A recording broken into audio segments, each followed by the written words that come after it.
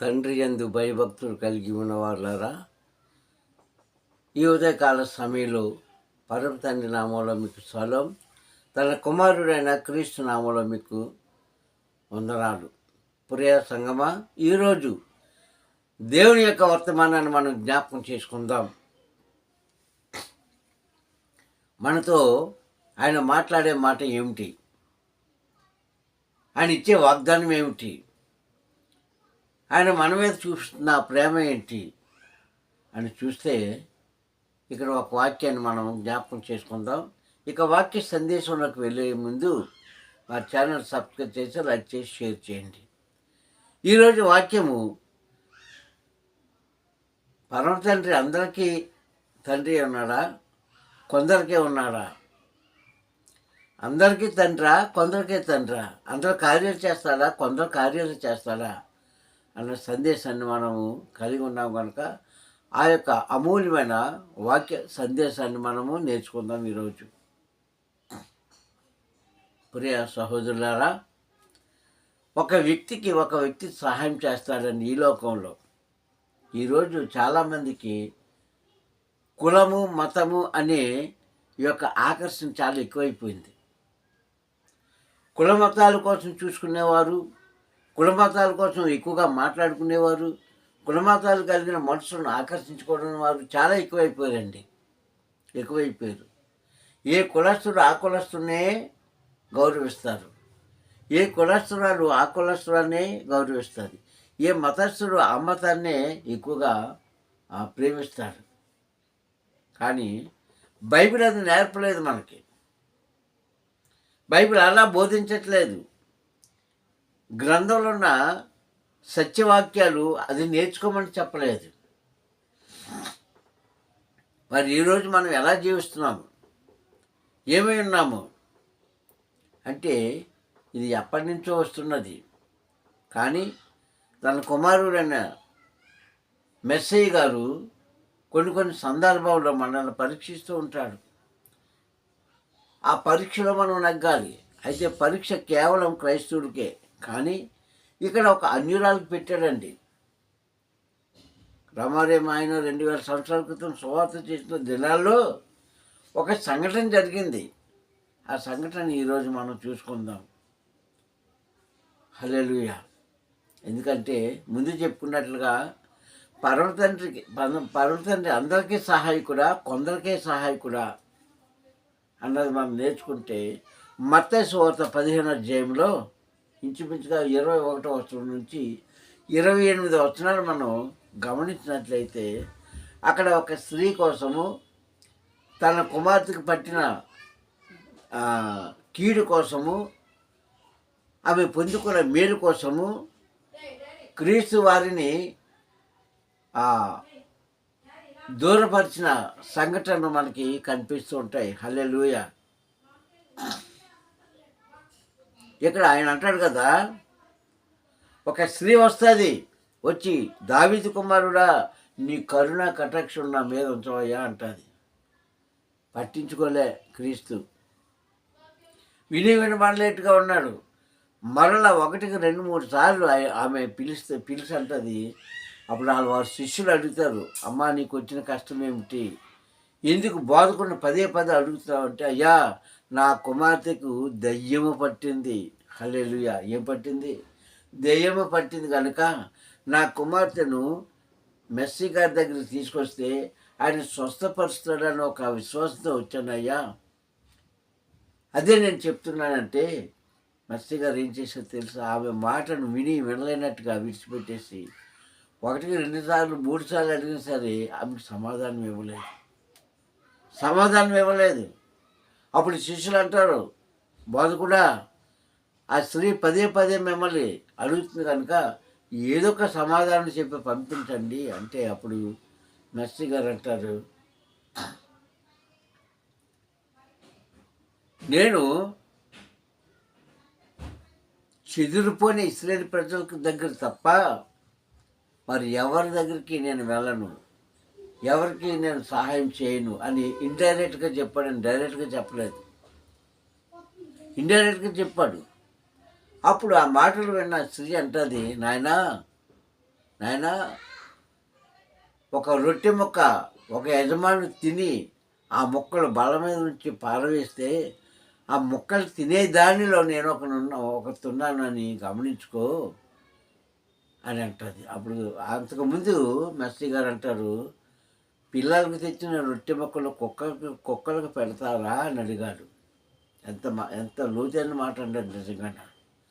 అప్పుడు ఏమంటుంది, నిజమే నాయనా, మేము కుక్క పిల్లలతో సమానమే అంటుంది.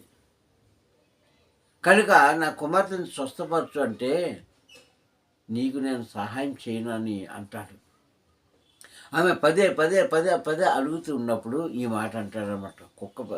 పిల్లలు పెట్టిన ఆహారం కుక్క పిల్లలకు పెడతారా అంటే, అవును నాయనా, నేను కుక్క పిల్లనే, కనుక నీ సహాయం నాకు చేసి నా కుమార్తెని నాకు బాగు చేసి నాకు ఇవ్వు అని అడిగినప్పుడు అప్పుడు క్రీస్తు అంటాడండి, అమ్మా, నీ విశ్వాసమే నీ కుమార్తెని స్వస్థపరచుగాక అన్నాడు. ఎప్పుడైతే పలికాడో ఆ మాట వెంటనే ఆమె ఆ కుమార్తెకు పట్టుకున్న ఆ ధ్యేయం ఏదైతే ఉందో విడిచిపెట్టి వెళ్ళిపోయింది. సంగమా, ఇందులో నేర్చుకోవాల్సిన నీతి ఏంటి ఏముంది, ఇందులో ఏముంది అంటే నిన్ను కూడా ఒక్కొక్కసారి పరీక్షిస్తూ ఉంటాడు. నిన్ను కూడా నీకు కూడా పరీక్ష పెడుతూ ఉంటాడు. నీవు సహనంతో ఉండాలి. ఇక్కడ ఈ స్త్రీ క్రైస్తవురాలు కాదు. స్త్రీ తండ్రిని తన కుమారుణ్ణి అనుసరించేది కాదు. ఈ స్త్రీ నిత్యము వారి వెంట ఉండేది కాదు. కానీ విశ్వాసంతో వచ్చింది. ఓ క్రైస్తవుడా, నువ్వు క్రైస్తవుడు అయి ఉండి క్రైస్తవురాలు అయి ఉండి నీలో ఎంత విశ్వాసం ఉందో ఒకసారి చూసుకో. అప్పుడు చివరని అంటున్నాడు, అమ్మా, నీ కార్యము సఫలమగును కాకన్నాడు. హల్లెలూయా. నీ కార్యం సఫలమగును కాకన్నాడు. ఓ సహోదరుడా, ఈరోజు నీ కార్యాలు సఫలమవుతున్నాయా? నీ కార్యాలు నెరవేరుతున్నాయా? నీ ప్రార్థన తండ్రి వింటున్నాడా? సమాధానం ఇస్తున్నాడా? శాంతిపరుస్తున్నాడా? ఒకసారి గమనించుకోండి నీవు. ఎందుకంటే ఆయన అన్ని విధాలుగా మానవులకు సహాయం చేయడానికే వచ్చాడు. కానీ కొంచెమే పరీక్షించాడు. ఎవరిని బాప్తిసం తీసుకుని ఆలయానికి వెళ్ళేవారు కాదండి. అలా వెళ్ళేవారిని కాదు, నమ్మి వచ్చేవారిని పరీక్షించాడు. ఎందుకు పరీక్షించాడు తెలుసా? ఇంకా ఈమెలో ఏదైనా విశ్వాసం కలిగిన మాట వింటాడా? ఆ విశ్వాసం కలిగిన మాట చెబుతా దాన్ని ఎదురు చూసాడే. కానీ ఈయన ఎంత కాదన్నా సరే ఆమె విశ్వాసంతో ఆ కార్యం సాధించే వరకు కూడా అక్కడే ఉందండి. అక్కడే ఉంది, నమ్మకంతో ఉంది. ఈరోజు మనము నిజంగా నమ్ముతున్నామా? నమ్మితే ఆయన కార్యం మనకి చేసే వరకు కూడా అక్కడే ఉంటాం ఆయన పాదాల దగ్గర. హల్లెలూయా. ప్రార్థనే మనకి ఆయుధం అని తెలుసుకొని ఆ ప్రార్థన ద్వారా అడుగుతూ ఉంటాము. ఏ సమస్యకైనా సరే ఆయన పరిష్కారం ఇచ్చే తండ్రి. హల్లెలూయా. కావున ప్రియ సహోదరులారా, మీరు గమనించుకోండి, ఆలోచించుకోండి. అనేక విధాలుగా ఆయనను సేవించండి. ఆయన విసుగుకోలేదండి. ఆమెలో ఉన్న విశ్వాసాన్ని పరీక్షించాడు. ఆ పరీక్షలో నెగ్గింది. అప్పుడు అంటాడు, అమ్మా, నీ విశ్వాసమే, నీ నమ్మకమే నీవన్నట్టు జరుగును గాక, నీ కుమార్తెకు పట్టిన ఆ కళంకం తొలగిపోను గాక, ఆ దెయ్యం ఆమెను విడిచి వెళ్ళిపోను గాక అని వెంటనే ఆ క్షణంలోనే ఆ మాట ఆ కుమార్తె శరీరం మీదకి వెళ్ళి ఆ శరీరం మీద ఉన్న అపవాదిని తొలగించింది. ప్రియ సహోదరులారా, ఇది విశ్వాసం అంటే. కార్యం జరిగితే విశ్వాసం కాదు, కార్యం జరగకపోతే విశ్వాసం కాదు. మనకు ఉండవలసింది విశ్వాసం ఏంటంటే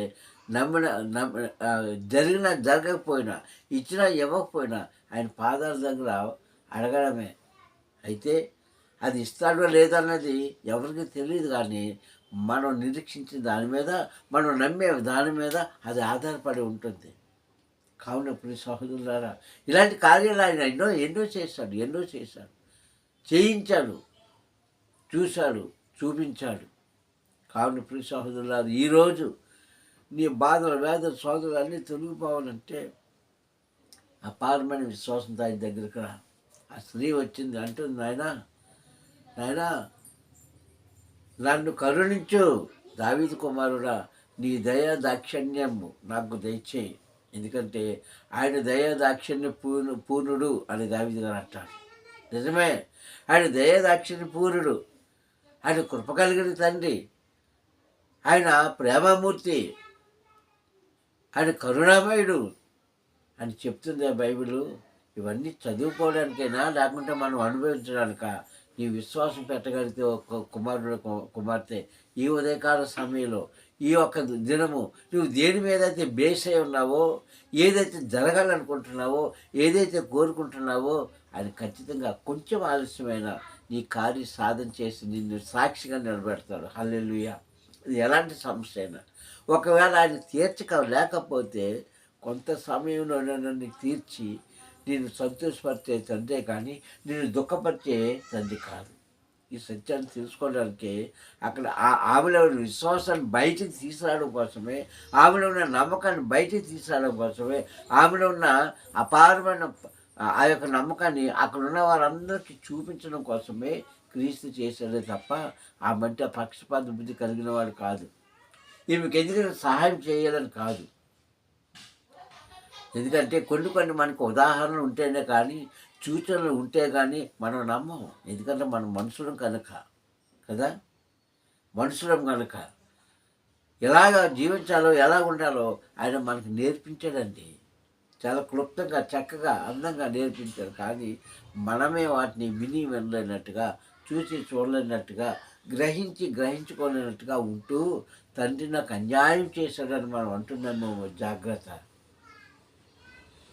అన్యాయస్తుడు కాదండి, అందరికీ న్యాయం చేసేవాడు కానీ అన్యాయం చేసేవాడు కానీ. అయితే చేస్తాడు. ఎప్పుడు అన్యాయం చేస్తాడు? ఆయన మాటకు వ్యతిరేకంగా జీవించేటప్పుడు, ఆయనను లక్ష్య పెట్టలేనప్పుడు, ఆయనకు మొర పెట్టలేనప్పుడు, అసలు ఆయన తలంచుకోలేనప్పుడు అప్పుడు అన్యాయస్తుడు అయిపోతాం, అన్యాయస్తురాలు అయిపోతాం. జాగ్రత్త. అలా ఉండకూడదని ఆయన అంటున్నాడు. ఆమెను పరీక్షించాడు కొంతసేపు. ఆమె అంటుంది, ఆయన నిజంగా తిని పారేసిన ఆ రొట్టె ముక్క అందుకున్న కుక్క పిల్ల లాంటి దాన్నే అని అక్కడ చెప్పిన మాట మనము జ్ఞాపకం చేసుకోవాలి. ప్రియ సహోదరుడా, ఈ వాక్యం ఉంటున్న మీలో పరివర్తన తెచ్చుకోండి, మారు మనసు కలిగి ఉండండి, నమ్మకం కలిగి ఉండండి. తండ్రి మిమ్మల్ని దీవించి ఆశీర్వదించును గాక. అన్ని విషయాలు కూడా సహాయం చేయండి గాక. మీ యొక్క ఆశలను ఆయన నెరవేర్చును గాక. ఆయన ఆశీర్వాదం మీ మీద సదా ఉండును గాక. ఈ ఉదయకాల సమయంలో ఏదైతే తలంచుకుని ఆయన పాదాల దగ్గరికి వెళ్తున్నావో, లేకపోతే ఏదైతే కోరి ఉపవాసం చేస్తున్నావో, ఏదైతే కోరి ఆయన యొక్క పాదాలు కన్నీటితో కలుగుతున్నావో నాకు తెలియదు, కానీ అవన్నీ నెరవేర్చడానికి ఆయన నిన్ను కొంచెం పరీక్షిస్తున్నాడు. ఆ పరీక్షలో పడిపోవద్దు, ఓడిపోవద్దు, కుమిలిపోవద్దు. ధైర్యం కలిగి ఉన్నప్పుడు, నమ్మకం కలిగి ఉన్నప్పుడు ఈ స్త్రీ పొందుకున్న, తన కుమార్తె విషయంలో స్త్రీ పొందుకున్న ఆ బహుమానమే రేపటి దినాన నీకు నాకు మనందరికీ కూడా ఆ సర్వాంతర్యామి ఇవ్వడానికి సిద్ధంగా ఉన్నాడు. ప్రార్థించుకుందామా? దయామయుడా, కరుణామయుడా, నీకు స్తోత్రములు. ఈ ఉదయకాల సమయంలోని వాక్కు ద్వారా మాతో మాట్లాడి వాక్యంలోని ఆశీర్వాదం పొందుకునే ధన్యత కలుగు చేయమని ప్రార్థిస్తాను. ఆయన నిజమవుతుంది. ఒక సంగతి నాన్న, ఒక విషయము తండ్రి, ఒక విజయము మేము పొందుకోవాలంటే నమ్మకం ఉండాలి, నమ్మకం ఉండాలి తండ్రి. ఆ నమ్మకం ఎప్పుడైతే మాలో ఉంటుందో అప్పుడే తండ్రి కార్య సాధనని నీ వాక్యం ద్వారా తెలియజేసినందుకు వందనాలు. ఆనాడు నా ప్రభువు ఆ స్త్రీ కుమార్తెకి చేసిన తండ్రి చేసే గొప్ప మేలు ఈరోజు నాన్న మేమందరం కూడా తండ్రి వివిధ రకాలైన మనసులతో నీ దగ్గరికి వచ్చిన మమ్మల్ని త్రోసివేయక కార్యం చేస్తున్నావు. అయినప్పటికీ తండ్రి మాలో ఉన్న అనుమానము, అహంకారం తండ్రి తొలగలేదు కనుకనే విజయాన్ని మేము అందుకోలేకపోతున్నాం. మేము దయచేసి కనికరించి నీ కృపా వాక్యాలతో మా మీద ఉంచి నడిపించి తండ్రి నీ మార్గంలో తను మమ్మల్ని నడిపించి మేము ఏదైతే కోరుకుంటున్నామో అది సదా జరిగించినామని కనపరుచుకుంటామని మాపుని రక్షకుడైన మెస్సీ నామని ప్రార్థన అడుగుతున్నాను పను తండ్రి. Amen, amen, amen. మెంతకు వందనాలు తండ్రి. మేము దీవించి ఆశీర్వదించును గాక. హల్లెలూయా.